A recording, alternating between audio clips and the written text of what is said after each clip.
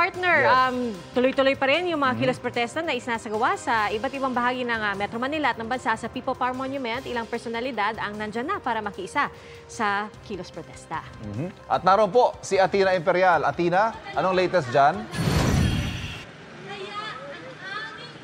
Pia, Ivan, bukod nga dito sa mga rallyistang nakikita natin at iba't ibang leader na nandito sa People Power Monument, meron na rin tayong nakausap na mga celebrities na bago pa mag-alas 9 ng umaga ay nandito na, nakikiisa sa kilos protesta na ito. Isa dyan si Pokwang na mula pa sa Antipolo ay pumunta sa EDSA Shrine at mula doon ay naglakad siya mula EDSA Shrine papunta dito sa People Power Monument. Sabi niya nakirally siya dahil mahalaga raw na makiisa sa araw na ito, dahil para ito sa susunod na henerasyon. At panawagan niya sa mga lider ng bansa, bigyan ng pansin ang mga nangangailangang taong bayan, lalo na yung mga mahihirap at maliliit na manggagawa. At yung mga pangakulaw ng mga politiko, sana raw ay tuparin, lalo na yung para sa edukasyon.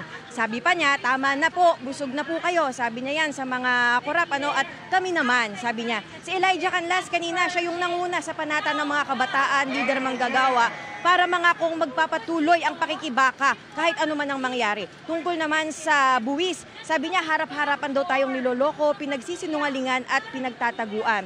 At ngayon ay nagkakaroon na raw ng tapang at boses ang marami dahil nakikita na raw talaga kung ano ang nangyayari sa ating bayan. Sabi pa ni Elijah, ang mga lider dapat nagseserbisyo at hindi dapat iniisip ang kanilang sarili. Dapat din iparamdam natin na tayong mga mamamayan ay hindi tayo complacent at alam natin ang nangyayari sa ating bansa. Sabi pa nga ni Elijah kanina, Pia, Ivan, meron daw siyang trabaho mamaya, pero dahil mahalaga raw itong makiisa dito sa pakikibaka ay sumaglit siya dito maaga pa lang kanina bago mag 9 AM at nakaisa nga siya dito sa programa at nag-aanyaya siya sa iba pang mga public figures at sa lahat na makibaka at makiisa dahil kung hindi raw mulat ngayon, kailan pa. Meron din dito, nakita natin sa backstage kanina si Congressman Laila De Lima, former Congressman Bagila at retired Justice Antonio Carpio at pinapanawagan din nila yung tapat na pamamahala at katarungan at labanan ang korupsyon. Hindi lamang korupsyon kundi raw political dynasty. Iya, Ivan? Alright, Athena, alam natin yung programa hanggang mamaya pa yan. May posibilidad ba na may mga iba pang mga artist na sumama pa dun sa original lineup na inilabas?